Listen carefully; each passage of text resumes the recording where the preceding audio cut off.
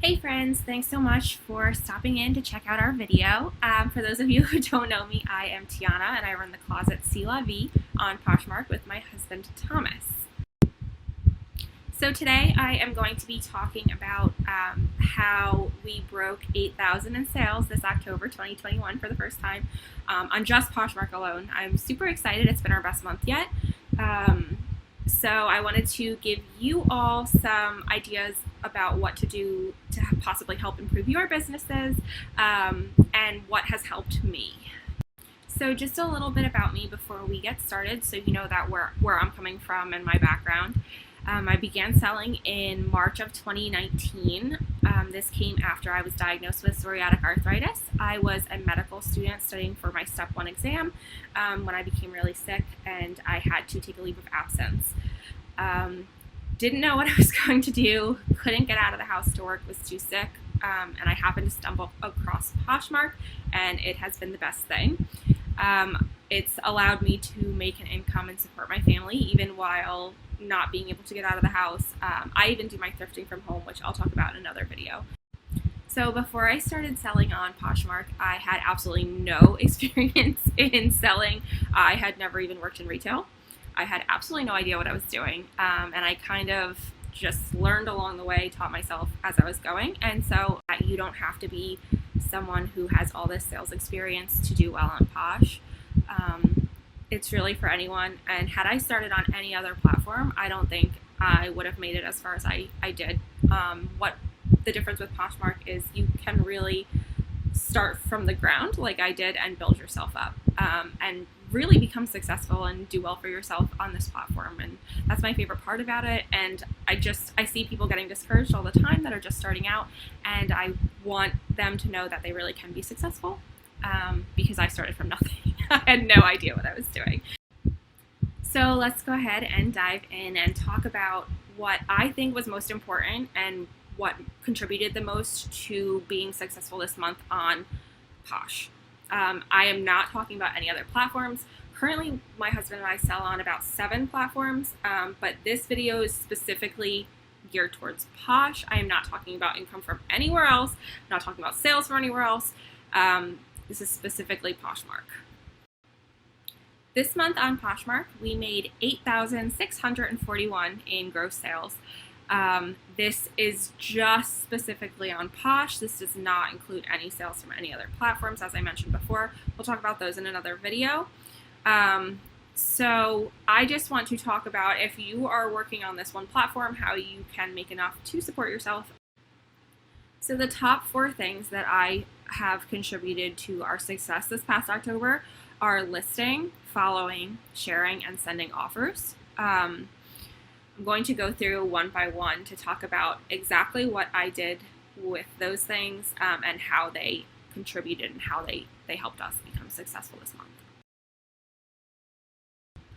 The most important thing that I have found helpful on Posh is listing consistently, whether that is new items or relisting stale items that haven't sold yet. It really doesn't matter as long as you are consistently listing and bringing in fresh items into your closet. So in this past month, in just October 2021, we listed or relisted, this is just all together, 312 new items, so on average about 10 per day. Like I said, this can just be relisting old items, or you can have new items that you're bringing in. I like to do a mix, so I usually relist maybe 1 or 2 items per day, and then I'll list sometimes 5 to 10. It depends on how much time I have that day.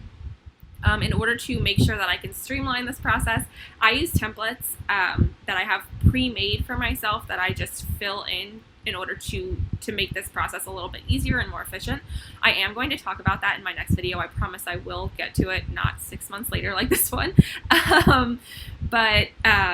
Yeah, so that makes the process a lot easier. You can get a lot more done. I actually had one day where I decided that all I was going to do was list and ended up listing over 30 items that day. That is a record for me because I list very slow.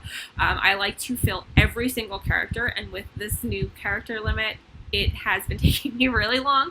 I like to make sure that I have everything possible in my listings. Anything you can possibly think of, any event, any occasion that you could wear something for, it is in my listings. And that's one of the other things that I find really, really, really important with your listings on Poshmark is maximizing your exposure by using keywords and SEO techniques. So when you search something on Poshmark, which is generally how people are going to find your items, yeah, they'll see them through sharing and followers and stuff. That's a little bit secondary. Most people are going to find it through a direct search. You want your items to be first up on that search. So lately I have been keyword stuffing my listings, and I've been playing around with it. And when I go to search something to see where my items come up, for the most part, they're right at the top. And I really like that because that's bringing my closet a lot of exposure, and you want that too.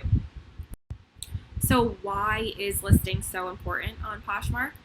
When you look at Poshmark's algorithm, it does tend to favor newly listed items, fresh items. I have some statistics later on that I'll talk about really quick, but from what we can see is there is really a pull towards those new fresh items. They tend to get more exposure and visibility on the Poshmark app. So to back up my point that Posh really does favor newly listed items, I just ran some statistics. 45% of our items that sold in October 2021 were listed in October 2021 within the last 30 days. And we've been selling since 2019. So 45% of those sales from this month came from those freshly listed items all within this month. That's pretty overwhelming. That shows you that there really is a prevalence towards these new fresh items. So really, even if you have nothing else to list, just constantly relist your items. So if it's been sitting for a month, even if there's 20 likers, those likers are likely not going to buy at this point. Let's get fresh eyes on it, put it into the just in category. It'll give you a little boost, a little edge over stale items that have been sitting. So the next most important thing that I find helpful on Poshmark is self-sharing. There is a cap to how many shares you can do per day. It's about 10,000 on Poshmark. That includes self and community shares. So I personally try to stick around 700 active items. I'm a little bit over right now. I think I'm around 725 at the moment. But I like to dedicate almost all of those shares that were allowed in a 24-hour period to self-sharing so that my items are getting the most visibility as possible. So I have, like I said, around 725 active items at the moment, and we share our closet on average about 12 times per day. So people say to share your closet at least 3 times. I would rather share it as much as possible. So we share our closet fully 12 times per day, not at night, of course. And it has really upped our sales and helped us to become more successful. So if you only have time to share your own closet, then I would say forego community sharing. Self-sharing is definitely more important. I personally do feel that community sharing does help, which is why I still run my share group. A lot of people will disagree. I think it does bring some extra exposure, but if you have to pick between community sharing and self-sharing, there is no question there. You need to be self-sharing.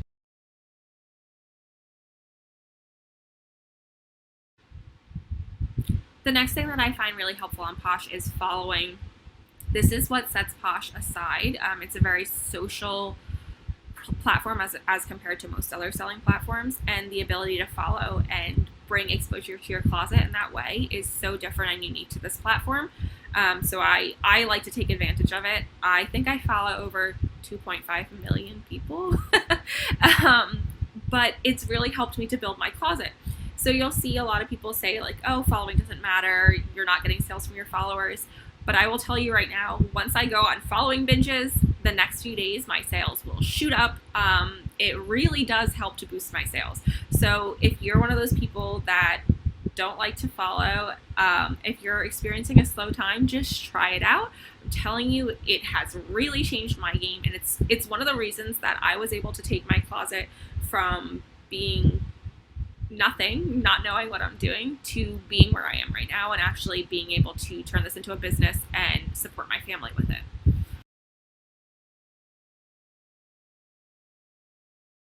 And the last thing that I want to talk about for today as my quick tips is sending offers. A lot of people don't send offers. They think it's useless, but I will tell you right now, I haven't run the exact statistics this month. I did in my previous video, so you can take a look at that. But a majority of my sales come from offers to likers either being accepted directly or being countered. And this has done wonders for my sales. So we decided this past weekend to not send offers like we normally do, and our sales dropped. We were making 1 or 2 sales a day this weekend, which is not normal for us. But once we put it back and we started doing our offers, our sales shot back up again. So our practice is about 5 minutes after a like, we will send an offer, usually 10% and $4.99 shipping, sometimes free shipping depending on the price point. But we usually do start with 10%. And about 5 minutes after that like, so that buyer that was interested is still online, and you're catching them at the time that they were just shopping. So that has done wonders for our sales. I will run the statistics and post it at some point. I just haven't had time right now. We just moved. That's why it's very barren here. But once I have time, I will run that and I will post it. But I'm telling you, offers to likers has done wonders for me. If you're one of those people who don't believe in it, just try it out and see what happens. Send offers consistently for 2 weeks and just compare those. Like, I'm telling you, when I first started sending offers, I was like, oh, this is useless. Then I would run my statistics and see that I was making more sales than I thought I was. For offers, it feels like you're sending so many and nothing's being accepted, which, yeah, I'm sending way more offers than are being accepted, but it's bringing in a lot of sales as well. So in my opinion, that is worth it. Try it out. Look at your statistics. See if it's helping you. I really do think that it's made a difference, like a big difference in my sales. So maybe it'll do the same for you. So that's all I'm going to talk about for today. I don't want to make this video too long and boring, but I just wanted to give you some quick tips about what you can do to really change around your closet, bring in some new exposure, new activity, and increase your sales.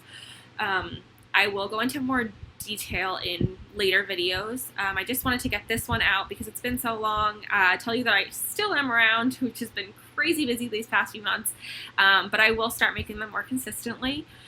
So I really hope you enjoyed today. I hope you get something out of it. Please leave me a comment, any questions you have in the comment section below this video.